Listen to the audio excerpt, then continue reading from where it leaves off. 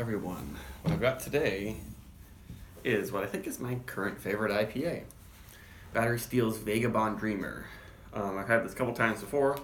It used to be called On-Site Number 7, part of their rotating experimental IPAs, and they finally gave it its own unique name and label. And they're kind of changing their art and logos and everything over at Battery Steele. It's got a nice cat on it. So this is 7.2% alcohol, Citra and Vic Secret.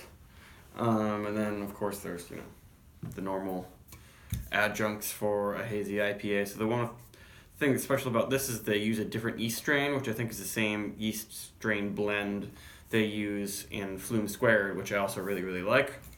But I might like this one even more. And I think that it might have gotten even better over the past year since I first had it, or like kind of year and a half. It used to be real spicy, but super soft. And maybe they dialed back the Vic Secret that brings a lot of green and spice. So that just pours very, very, very hazy, but very, very, very pale. And a really nice looking head, like big bubbles, little bubbles. You can tell it's going to stick around for a while. And that's already telling me this can be a really good beer, just by the way it looks. But it's just really, really strong aroma. So this canning is 12 days ago, so ultra fresh. But right off the bat, I get creamsicle, big melon notes. Just a little bit of that green, slightly eucalyptus quality from the Vic Secret, but I think that's they figured out a way to tone that down, or maybe use less Vic Secret than they did at first. But lots of just barely ripe tropical notes, there's pineapple. If you really inhale, it's super creamsicle, like vanilla and really sweet orange. But then of course they've got, general tropicalia mixed in there.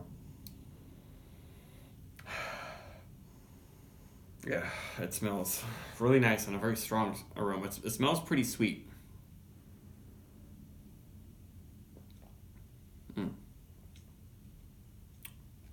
But then it's just really soft and full on the tongue, especially for a 7.2.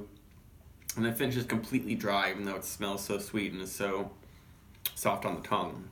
That's why I really like this beer. Like, every aspect of it is great, and it's very palatable, even though there's a lot of intensity happening.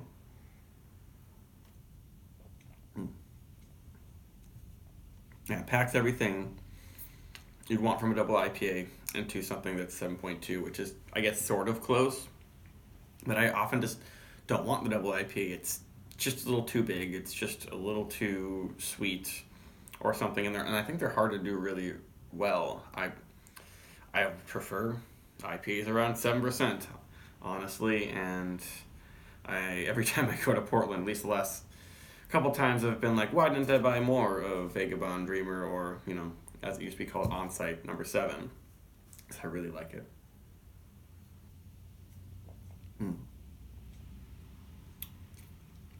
Yeah, they're doing something really well at Battery Steele, and it's interesting how I still will taste their more standard beers with their older yeast strain blend, and those ones just seem to be a little too minty and green, and I don't like them as much. They're not as fruity.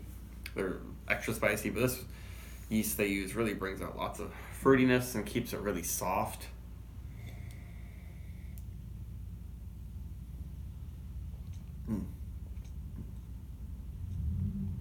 Even though it finishes so dry, it doesn't build up with bitterness and throat burn or anything like that.